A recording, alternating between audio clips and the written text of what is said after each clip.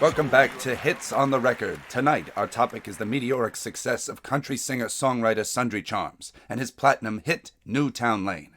How did this relatively unknown skyrocket to the top of not just the country scene, but to the top of the charts of the wider music world, all without connection to, or even long experience in, any of the traditional country or pop studios or producers?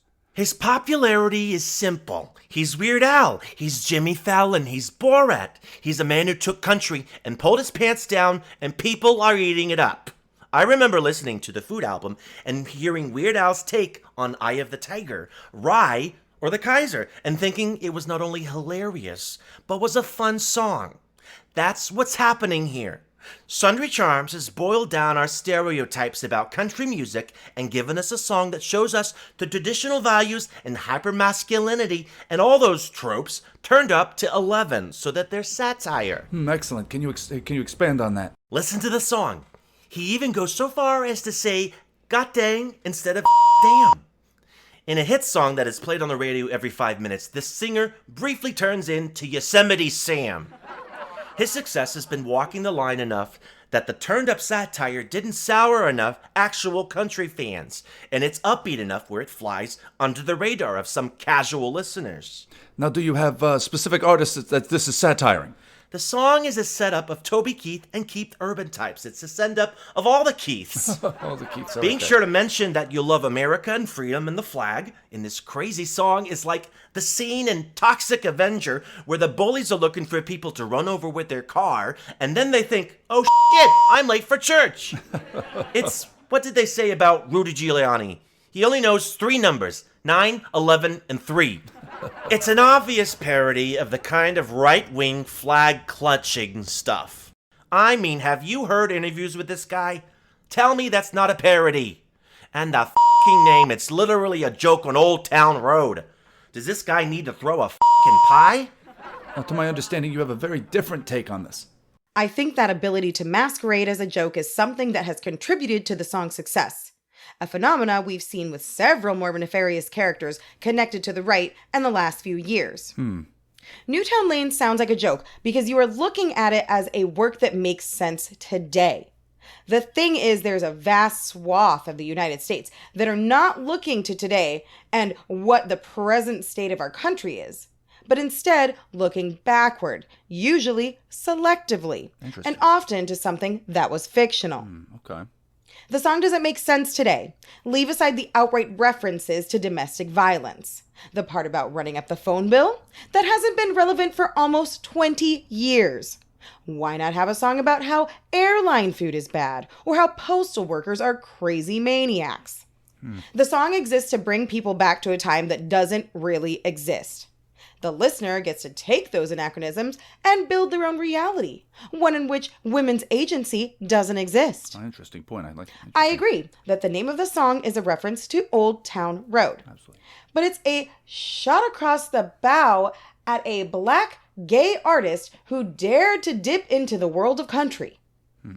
The "I don't want no Bud Light with lime" is that reassertion of more traditional heteromasculinity, which of course is done in a way to detract from others and plays on broad stereotypes. Yes, you have to. The song sets down a marker about who this music belongs to, and just as much who it doesn't. And the swearing aspect is just part of that. Charms' willingness to talk about killing his partner, but unwillingness to say damn, is a great indicator of the values that are being signaled to here. This is waving a flag to the exact crowd that heard "grab her by the and were only upset that a fucking president had said Hot take. This song isn't a joke. This song is dangerous. And yet, this song exploded in popularity. Maybe the joke is the audience's taste. Maybe they'll come to and just be laughing at him. Thing is, I imagine he's laughing all the way to the bank. Well, what is it that has contributed to the success of this cipher that seems to be a song that is all things to all people? I don't see how somebody with this little talent could get a song to be this popular without making some kind of deal with the devil. Find out more when we review some of his other works when we come back from this break. Gonna load you in the car, and I'll drive you to the river. Gonna see if you can swim, I don't think you do.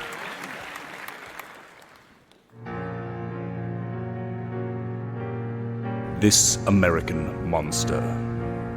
A Monster of the Week actual play from This American Dice.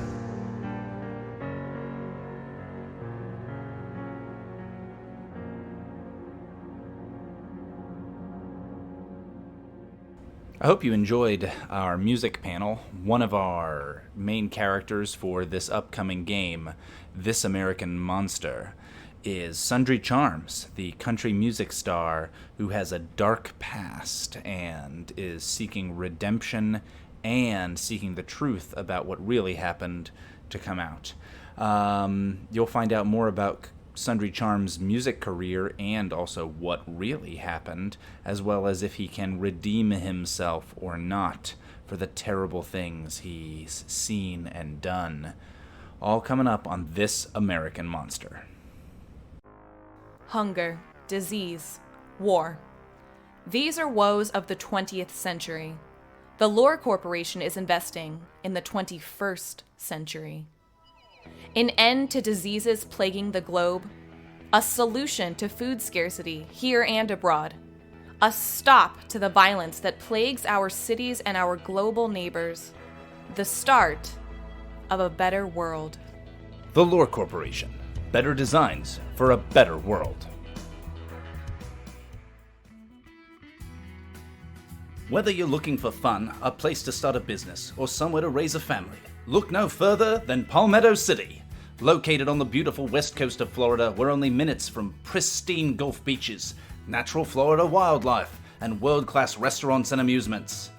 Our growing population is the customer base and the workforce you'll need to make your small business dreams into big business reality. We've been ranked one of the most affordable major metro areas in the Southeast. If you're looking for a home, look no further than Palmetto City. Good morning, Miss Lear. You've been a valuable employee, Mr. Welker. So valuable, in fact, that I believe a promotion's in order. I'm flattered. A new position just opened up in management. Longer hours, but the pay's better and you'll lead your own team. Whatever the company needs, I'm ready. Glad to hear it. Welcome to the team, Mr. Welker. Report to our acquisitions department to be trained for fieldwork and hazardous retrieval protocols. Good luck. Lear passes Welker a file folder as she strides from the room. At a glance, he catches a few phrases. Live acquisition, Hydrosapien, full force authorized. Whatever you think you signed up for, kid. You signed up for way more than you can handle.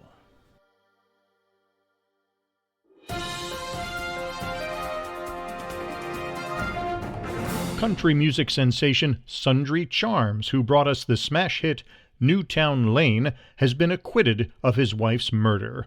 Charms, whose song eerily outlined the details of his wife's death, is now a free man.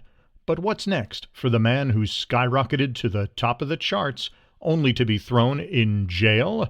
Well, rumor has it that he's bought a house right here in Palmetto City. I was the one who could tell that you had potential. I was the one who encouraged them to keep an eye on you. That's why you were in Welker's files. I pointed them towards you because you could see this for the tragedy that it is. And if you're willing to make sure that these kind of tragedies don't keep happening, tragedies that could have happened if the Lore Corporation got powers it could never control, then you'll hear me out.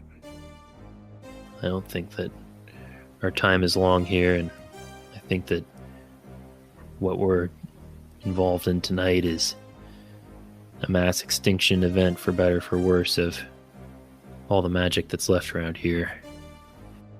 You know, however we're going to stop this, it's going to require some big sacrifice beyond just like even one life.